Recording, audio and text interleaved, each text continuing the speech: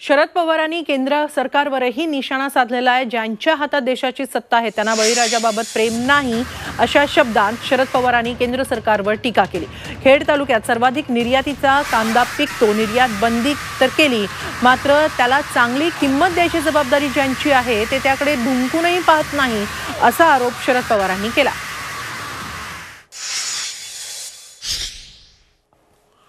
ज्यांच्या हातात देशाची सत्ता आहे त्याला बळीराजाच्या बद्दलचा प्रेम नाही, आणि त्याचा परिणाम आज खेड तालुक्यामध्ये सगळ्यात जास्त कांदा या जिल्ह्यात इथं पिकतो।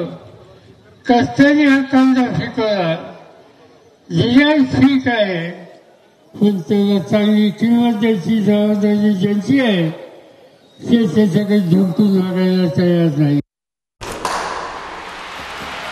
लाल मातीतली कुस्ती म्हणजे